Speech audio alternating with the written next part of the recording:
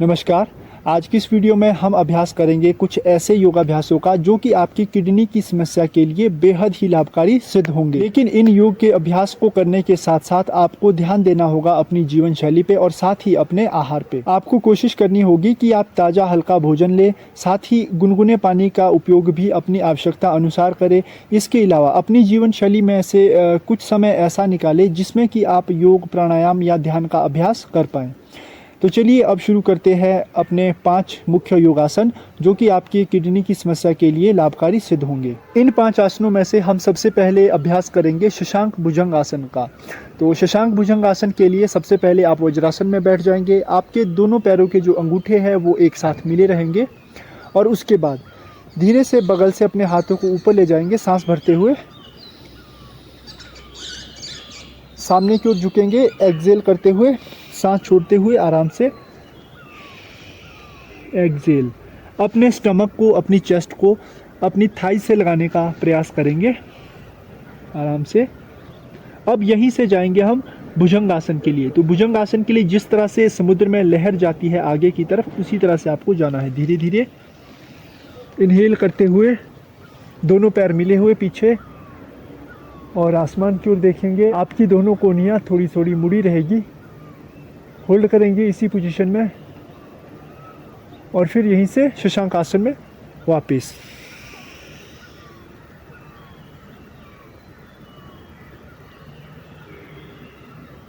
सांस लेते हुए भुजंग आसन में जाएंगे आराम से।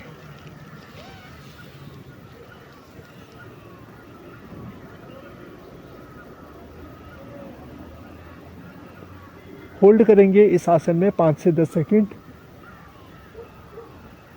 और एक्सहेल सांस छोड़ते हुए आपको वापस शशांक आसन में आ जाना है।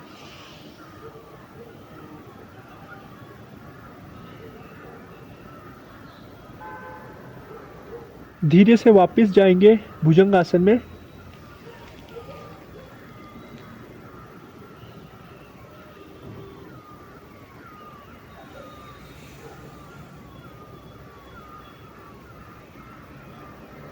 और वापस।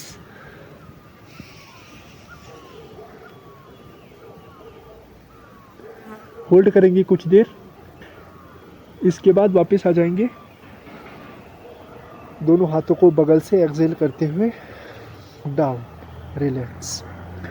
ये था हमारा शशांक भुजंग आसन। इसका अभ्यास आपको अपनी क्षमता के अनुसार करना है। शुरू में आप 3 बार करें और धीरे धीरे जैसे जैसे आपका अभ्यास अच्छा होता जाए, बढ़ता जाए, फिर आप इसे 5 बार भी कर सकते हैं। इसके बाद हमारा अभ्यास है उष्ट्रासन। तो उष्ट्रासन के लिए अपनी मैट के बीच में आ जाएं इस प्रकार से और दोनों पैरों के बीच में गैप रखेंगे आप हिला के इस प्रकार से। दोनों पैरों के बीच में गैप, जितना आपके कंधे में गैप है उतना ही गैप आपको अपने दोनों घुटनों के बीच में भी रखना है। गैप को इस प्रकार रखने के बाद आपको सबसे पहले कोशिश करनी है कि आपको अपने दोनों जो हाथ है उसे अपनी कमर पे लगा देना है इस प्रकार से और फिर धीरे से सांस लेते हुए पीछे।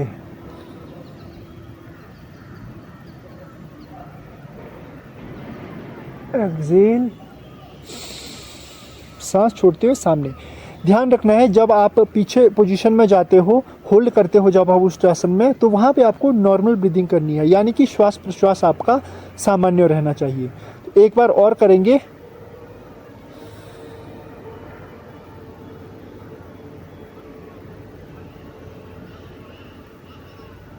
और वापस रिलैक्स।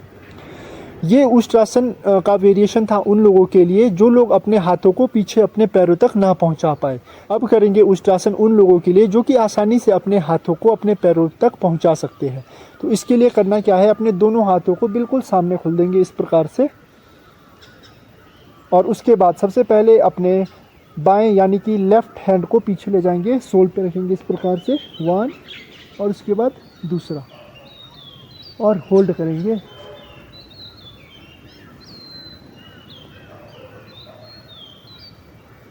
वापस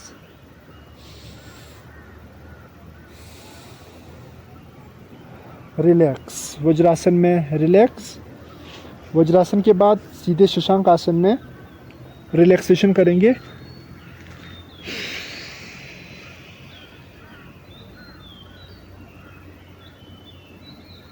कुछ देर होल्ड और फिर वापस। ये था हमारा उष्ट्रासन। उष्ट्रासन को और भी अच्छी तरीके से सीखने के लिए मैं आपको आई बटन में एक लिंक भेज रहा हूँ, तो उस लिंक को ओपन करके आप वहाँ पे उष्ट्रासन की सही विधि अच्छी तरीके से सीख सकते हैं। इसके बाद हमारा चौथा आसन है गौमुखासन। तो गौमुखासन के लिए आप सबसे पहले वज्रासन में अपने मैट पर आ जाएंगे इस प्रकार से। उसके बाद ध्यान रखना है कि सबसे पहले जो आपका राइट लेग है, राइट लेग को आपको फोल्ड कर देना है इस प्रकार से, जो आपके हिप्स के पास आपकी हील्स होनी चाहिए राइट लेग की। और उसके बाद जो आपका लेफ्ट लेग है, लेफ्ट लेग को आपको राइट लेग के ऊपर रख देना है इस प्रकार से। और ध्यान रखना है कि आपके घुटने जो है वो बिल्कुल बराबर आए इस प्रकार से। उसके बाद जो पैर आपने ऊपर रखा है उस हाथ को सीधा ऊपर की ओर ले जाएं, और जो पैर आपने नीचे रखा है उसे पीछे से इस प्रकार से ले जाएं। और कोशिश करनी है पीछे अपने दोनों हाथों को आपस में मिलाने की। कुछ देर इसी आसन में होल्ड करेंगे। उसके बाद धीरे से अपने हाथों को वापस लाएंगे, और अब जो पैर आपका ऊपर है उस पैर को हम नीचे की ओर ले जाएंगे, और जो नीचे वाला पैर है उसे ऊपर की ओर। तो आराम से अपना राइट लेग को आप नीचे ले जाएं और लेफ्ट लेग को ऊपर इस प्रकार से रिलैक्स। अब जो पैर आपका ऊपर है उस हाथ को ऊपर ले जाएं, और जो हाथ आपका नीचे है उसे पीछे से पकड़ने का प्रयास करेंगे। होल्ड करेंगे कुछ देर, आंखें बंद, normal breathing, relax. Gomukhasana release करेंगे आराम से। इसके बाद हमारा अंतिम अभ्यास है अर्ध मत्स्येंद्र आसन। तो अर्ध मत्स्येंद्र आसन के लिए आप सबसे पहले दंडासन स्थिति में आ जाएंगे इस प्रकार से। दंडासन स्थिति, पीठ आपकी बिल्कुल सीधी, पैर सामने की ओर। सबसे पहले जो आपका लेफ्ट लेग है, यानी कि जो आपका दायां पैर है, उसे आपको फोल्ड कर देना है इस प्रकार से। और उसके बाद जो आपका राइट लेग है, राइट लेग का जो आपका पैर है इसे आपको साइड में रख देना है अपने घुटने के पास। घुटने के पास रखने के बाद जो पैर आपका नीचे है उस हाथ को आप इस प्रकार से साइड में लाएंगे, ताकि आपका जो पूरा प्रेशर है वो पेल्विक रेंज पे और आपकी कमर पे पड़े। और हाथ को कोशिश करेंगे अपने पैर से टच करने की, और एक हाथ पीछे आप सपोर्ट के लिए रख सकते हैं। होल्ड करेंगे कुछ देर,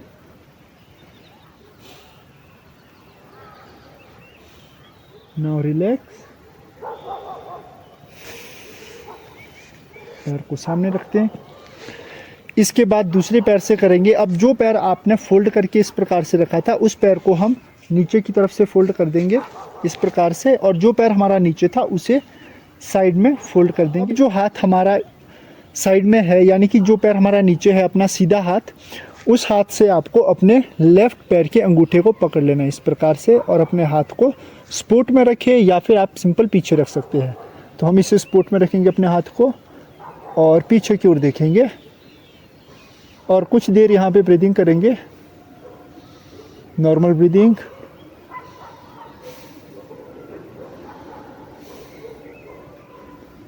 रिलैक्स। सबसे पहले हाथों को खोलेंगे, उसके बाद दोनों पैरों को सामने की ओर। तो ये था हमारा मत्स्येंद्र आसन। इसका अभ्यास हमने एक बार किया, लेकिन आप चाहे तो इसका अभ्यास 2 से 3 बार अपने प्रत्येक अभ्यास के दौरान कर सकते हैं। तो ये थे कुछ वो आसन जो कि आपकी किडनी की समस्या में आपके लिए लाभकारी सिद्ध हो सकते हैं। इन योगाभ्यासों के अतिरिक्त आप अपने अभ्यास में भस्त्रिका और नाड़ी शोधन प्राणायाम तथा साथ में उड्डयन बंद का भी प्रयोग कर सकते हैं। किडनी की समस्या में आपको कोशिश करनी है कि नमक का प्रयोग कम से कम करें और पानी की जो मात्रा है उसको थोड़ा बढ़ा दें। तो आज की वीडियो में इतना ही। मिलते हैं किसी अन्य वीडियो में किसी अन्य टॉपिक के साथ। तब तक के लिए नमस्कार।